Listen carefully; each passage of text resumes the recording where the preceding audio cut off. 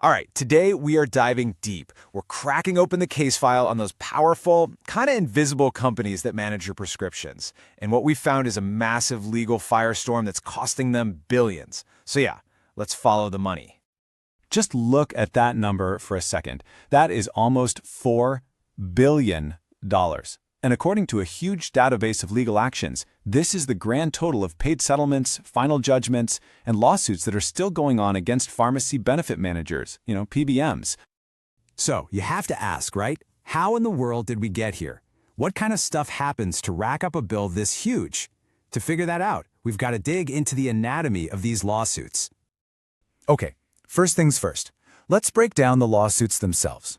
We really need to get a handle on the specific violations that add up to this nearly $4 billion price tag.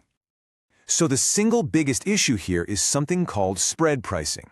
And honestly, the concept is pretty simple. The PBM is the ultimate middleman. It pays the pharmacy, say, $10 for a drug, then it turns around and charges the state's Medicaid plan $15 for that same drug. And that $5 difference, that spread, they just pocket it. This one move is at the absolute heart of these lawsuits.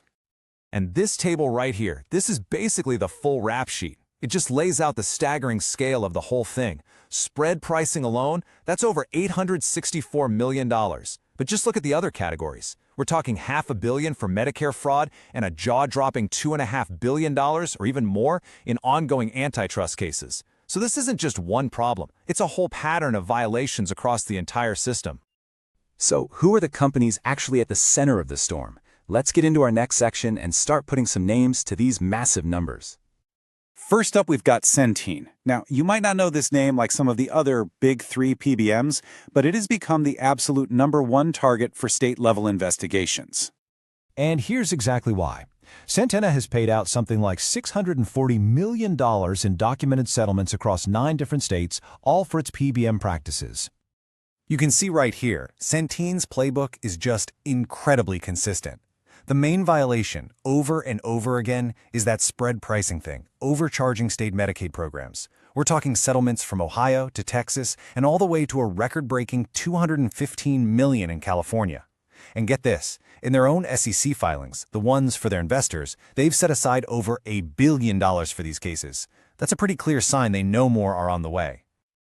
All right, next up is a name you definitely know, CVS Caremark. While Centene was busy battling it out with the states over Medicaid, CVS found itself in a totally different and very, very expensive fight with the federal government. The total financial hit for CVS that we can document comes out to around $382 million. But what's really wild is that most of that comes from just one single massive federal judgment. So looking at this, the key takeaway is the difference in strategy.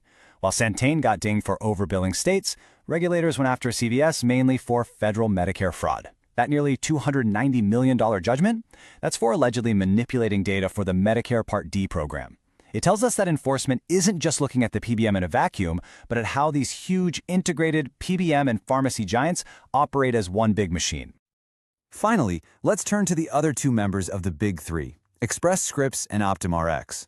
Their legal headaches show us yet another new front opening up in this whole battle. And this slide really shows how the legal fight is branching out into totally new areas. For Express Scripts, the big issue is antitrust. The laws that are supposed to stop companies from fixing prices or creating monopolies. Well, they're facing a potential $2.5 billion case in Michigan for doing just that. Meanwhile, OptumRx is getting dragged into the opioid crisis, facing a lawsuit under the RICO Act. That's a law they usually use to fight organized crime, alleging a criminal conspiracy, and that's on top of their other cases.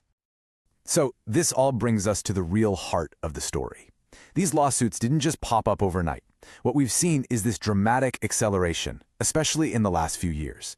Let's look at how a little trickle of legal action turned into an absolute tsunami. This timeline just lays it all out. You can see exactly how this wave built up. For years after this landmark case back in '06, things were pretty quiet. But then, boom, 2021 hits and everything changes. Ohio's settlement with Centene basically opened the floodgates. Fast forward to 2025, and it's an absolute storm. A massive federal judgment, a multi-billion-dollar antitrust case, and a whole new wave of opioid lawsuits, all hitting at the same time. So who's actually leading this charge? Well, this chart makes it crystal clear. It's not even close. State attorneys general are the dominant force here, kicking off nearly 2/3 of all these cases. They've gotten organized, and they are systematically going after these practices state by state. And here are the hard numbers behind that chart. The states are responsible for 23 documented cases worth almost $1.4 billion. But check out the FTC, just 2 cases, but with a potential price tag of over $2.5 billion. What this shows is this really powerful 1-2 punch. You've got the states handling the sheer volume of cases, and then you have the federal agencies coming in to target the biggest, most anti-competitive behavior. So where does all of this leave us? Let's kind of wrap this all up by looking at the key trends and what they might mean for the future of how we all pay for prescription drugs. Okay, so 4 key trends really jump out from all this data.